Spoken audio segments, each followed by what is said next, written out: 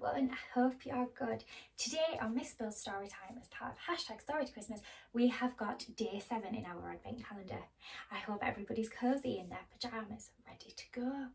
Now, in the advent calendar today that Pugsy has kindly been looking after for us is day 7 story. Do you think we can find it straight away tonight? Can you see it? Found it! Day 7.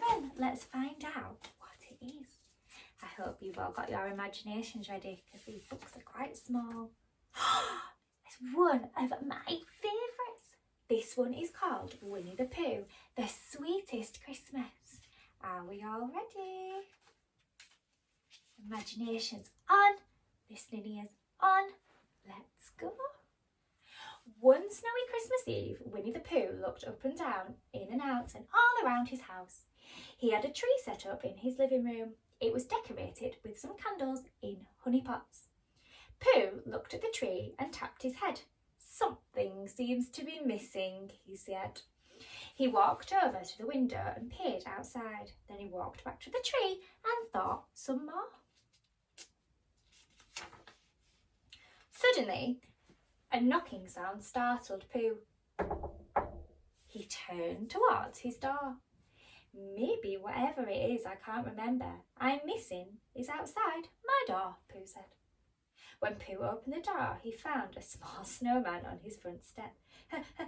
Hello, Pooh, the snowman said as he shivered. Pooh thought the voice sounded very familiar, so he invited the snowman inside. After standing beside the fire for a few minutes, the snowman began to melt. The more he melted, the more he started to look like Piglet. Oh my, said Pooh.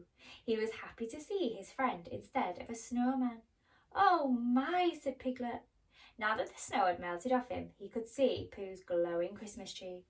Are you going to hang popcorn on your tree? Piglet asked. There was popcorn, Pooh admitted, but I ate it. Now I only have string. Pooh thought for a second, wondering if he was supposed to get more popcorn. But it wasn't that either. Then we use the string to gift wrap the gifts you're going to give, Piglet said. Something began to tickle at Pooh's brain. It was the something missing that he hadn't been able to remember. I forgot presents, Pooh exclaimed. Don't worry, Pooh, Piglet said. I'm sure you'll think of something. Soon it was time for Piglet to go home and wrap his own presents. He said goodbye to his friend and went back out into the cold and snowy night. Pooh stood beside his tree and tapped his head while he was thinking. Where could he find presents for his friends? It was already Christmas Eve. Was it too late? He thought some more. He sat down in his cosy chair, then he got up and had a small piece of honey. He peered out of the window and watched the snow fall. Then he had an idea. He still didn't know what to do about the presents he'd forgotten, but he knew where to find help. Hello, Pooh called as he knocked on Christopher Robin's door. Christopher Robin opened the door and smiled when he saw the visitor. Come in, Pooh Bear, he said. Merry Christmas. Why do you look so sad on the most wonderful night of the year? Pooh was about to explain about the forgotten presents when something caught his eye. He pointed over at the stockings on the fireplace. What are those for? He asked. Oh. Those are stockings to hold Christmas presents, exclaimed Christopher Robin. But Christopher Robin, Pooh said, what if someone forgot to find presents for his friends? And what if that same someone doesn't have stockings to hang because he doesn't wear any? Said Pooh. Pooh looked at his bare feet and then looked back up at Christopher Robin. Silly old bear, Christopher Robin said. He took Pooh up to his room. They dug out through his drawers until they found 7 stockings. Thank you, Christopher Robin, Pooh said. He smiled. He'd picked a stocking for himself, for each of his friends, and one for himself to hang over his fireplace. He hurried off to deliver the stockings to his friends. As he walked through the 100-acre wood, he thought about the presents he still needed for stockings. I will get the presents later, Pooh said to himself. The stockings come first. Pooh stopped at each of his friends' houses. Each one was asleep. He quietly hung the stockings where his friends could find them. Each one had a tag that read, "From Pooh." When Pooh got back to his house, he climbed into his cosy chair in front of the roaring fire. Now I must think about presents for my friends, he said. Pooh was tired from finding the stockings and delivering them to his friends' houses. Before he knew it, his thinking turned into dreaming. He was fast asleep. The next morning, Pooh woke up to a loud thumping noise. Thump-a-bump-bump! I wonder what that could be, he said. He climbed out of his chair and opened the door. Merry Christmas, Pooh! His friends cried. There, on Pooh's doorstep, stood Tigger, Rabbit, Piglet, Owl, Eeyore and Gopher. Miss Beale cannot read today.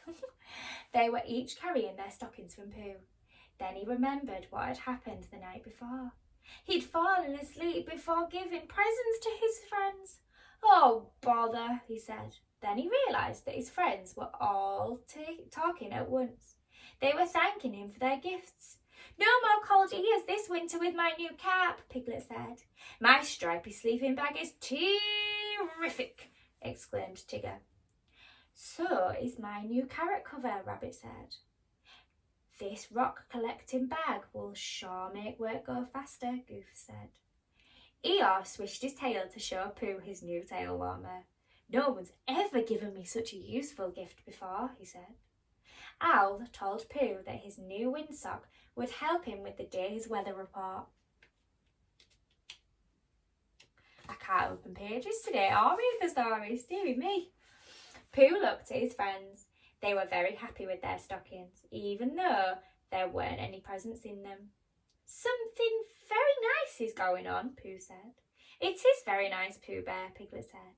It's called Christmas, Buddy Bear, Tigger said, and he patted Pooh on the back.